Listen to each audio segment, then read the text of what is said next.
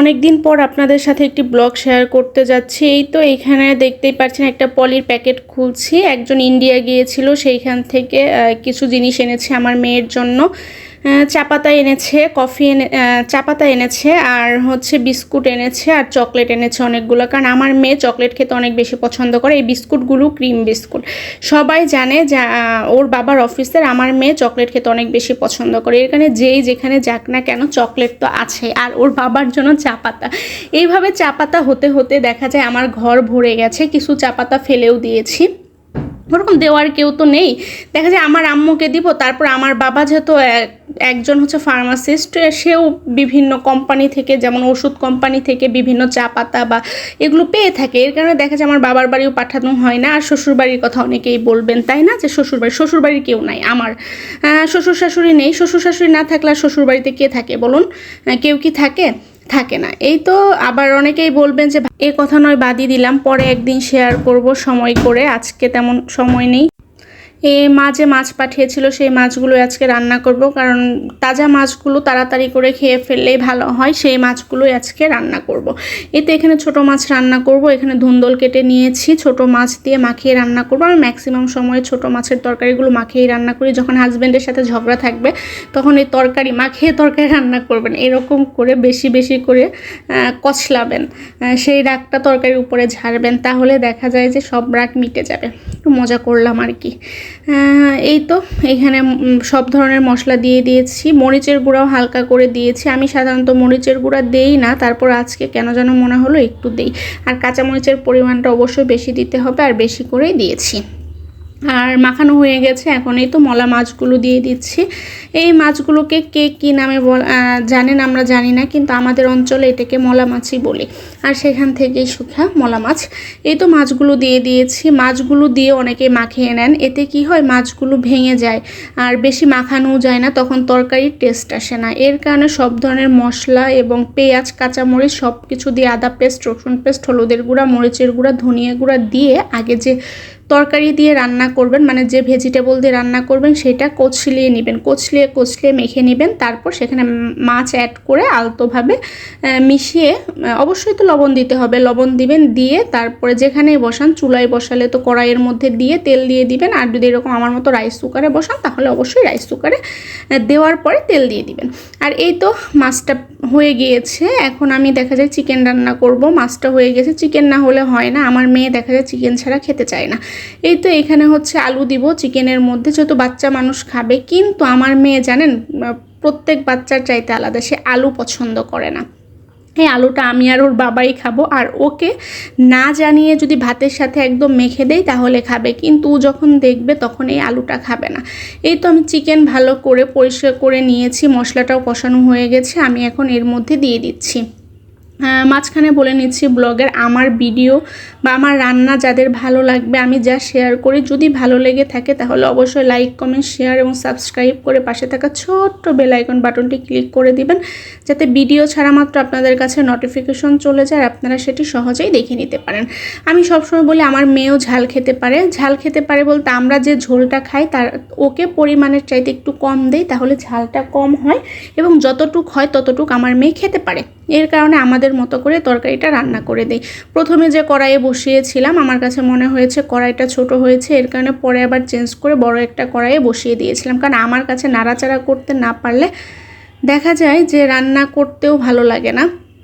খেতে তো ভালোই লাগবে, ছোট কড়াই হোক বা বড় কড়াই হোক, কিন্তু আমার কাছে রান্না করতে ভালো লাগে না। একটু রিল্যাক্সে রান্না করব বলেন। এই তো তরকারি রান্নাটা হয়ে গিয়েছে। আমি এখন এখানে জিরা তেলে গুঁড়া করে দিয়েছি। জিরাটা আমি আসলে ইনস্ট্যান্ট তেলেই গুঁড়া করি, কারণ তেলে যদি গুঁড়া করে রেখে দেই তাহলে সেই ঘ্রাণটা থাকে না, আর খেতেও ভালো লাগে না। এই তো দেখতেই পাচ্ছেন রান্না হয়ে গেছে, কতটা ইয়াম্মি হয়েছে, তাই না? আমি সব সময় বলি ইয়াম্মি ইয়াম্মি, আসলে আমার কাছে ভালো লাগে আমার রান্না, এর কারণে আমি সবসময় বলে থাকি যে কতটা সুন্দর হয়েছে। আর আমি রান্না করলে একটু কালো কালো হয়, তাই না? এইভাবে আমার হাজব্যান্ড খেতে পছন্দ করে, আমার কাছেও ভালো লাগে। আর মশলাটা বেশিক্ষণ ধরে কষাই, তো এর কারণে দেখা যায় যে বেশি কালো কালো হয়, খেতেও ভালো লাগে। আর এই তো এখানে হচ্ছে মেয়ে নাচানাচি করছে রান্নার মাঝখানে এসে দেখে গেলাম। নাচানাচি করছে বলতে ও অনেক পছন্দ করে নাচানাচি এবং মানুষের সাথে মিশতে। কিন্তু এইবার আমার মেয়েটা ঢাকায় ঈদ করবে, এর কারণে নিজেদের কাছ থেকে কষ্ট লাগছে। আসলে ফ্যামিলি বা পারিবারিক অনেক কারণ থেকে থাকে, যেখান থেকে মনোমালিন্য হয় সেইখান থেকে নিজেরা দূরে চলে আসি। এর কারণেই দেখা যায় নিজেদের কারণে সন্তানের একটু কষ্ট হয়ে যায়। কিন্তু আসলে কি কষ্ট কি, একটা জিনিস দেখবেন কোনো সম্পর্কের মধ্যে যদি আপনার ভালো লাগছে না, সেখান থেকে আপনি তাদের ঢং ভাব না দেখে আপনি দূরে চলে আসবেন, সেটা দেখবেনও না, জ্বলবেনও না, একা একা থাকবেন, সবচেয়ে ভালো হবে। মানুষকে সবচেয়ে বড় কথা, মানুষ চিনার মানুষকে ভোলা কষ্ট না, কিন্তু আর আমরা সবাই জানি মানুষের জীবনে ভালো দিন পেতে হলে খারাপ দিনের সাথে যুদ্ধ করে ভালো দিন পেতে হয়, তাই না? সেই যুদ্ধটাই চলছে এখন আমাদের জীবনে। এই তো। আর এখন না কেন যেন মানুষকে বিশ্বাস করতেও ভয় লাগে, কারণ মানুষ দেখি কেঁদে কেঁদেও মিথ্যা কথা বলে। এর কারণে মানুষকে এখন আর বিশ্বাস করতে পারি না। এর কারণে দেখা যায় মানুষের কাছ থেকে দূরে চলে আসে, এটাই সবচেয়ে ভালো। কারণ মানুষের যে আচরণের কথা মানুষের কাছ থেকে শুনি, কারণ আমি এমন একটা মানুষ, যখন আমি দেখছি আমাকে ইগনোর করছে, আমি দূরে চলে আসবো। সেই আচরণের আমি হতে চাই না। খারাপ আচরণ করবে সেইটা আমি তার আচরণ থেকে পেতে চাই না। কারণ কেন দেখা যায় কি আমি সেটা নিতে পারবো না। কিন্তু মানুষের সাথে যে করে, অনেক মানুষ বুঝে না, সহজ সরল থাকে, দেখা যায় একজন মানুষ ইগনোর করছে তারপরেও তার সাথে বারবার মিশতে যাচ্ছে, তখন দেখা যায় যে আচরণগুলো করে সেগুলো শুনে মনে হয় কি মানুষ নাকি মানুষরূপী অমানুষ। আমার সবসময় এটাই মনে হয়। আর আমি মানুষকে অনেক স্ট্রেট ফরওয়ার্ড কথা বলতে পছন্দ করি, আমার এটা আগে থেকেই পছন্দ। কারণ কেন, ওই যে একটা কথা বলেছি, আমি তো আমার বাবা মার কাছে বড় হয়েছি, আপন বাবা মার কাছে, আমার জন্মদাতা বাবা মার কাছে। দেখা যায় যে একটা কিছু হয়েছে, আমি স্ট্রেট ফরওয়ার্ড আমার বাবাকে বলে দিয়েছি, আমার মাকে বলে দিয়েছি, যেখানে আমার কোনো বাধা ছিল না, বিপত্তি ছিল না। এর কারণে আমি না ছোটোবেলা থেকে যেহেতু অভ্যাস, সেহেতু আমি এখনও মানুষকে স্ট্রেট ফরওয়ার্ড কথা পছন্দ করি বলতে।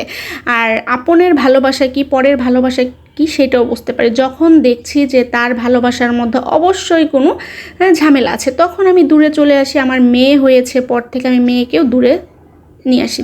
সাপোজ ধরেন আপনার বাচ্চা, আসলে বিয়ের পরে অনেক মানুষের সাথে পরিচয় হয়েছে, আগে চিনতাম না মানুষকে কীরকম, কিন্তু এখন চিনতে পারি। কারণ বলবো যে আমি নিজে পরিবর্তন হয়েছি জিনিসটা এমন না, মানুষ আমাকে পরিবর্তন করেছে, সময় আমাকে পরিবর্তন করেছে, এবং চোখ আমাকে পরিবর্তন করেছে, মন আমাকে পরিবর্তন করেছে। চোখ আমাকে দেখতে শিখিয়েছে, মন আমাকে বুঝতে শিখিয়েছে, তাই না? আর মানুষের আচরণ আমাকে পরিবর্তন করতে শিখিয়েছে।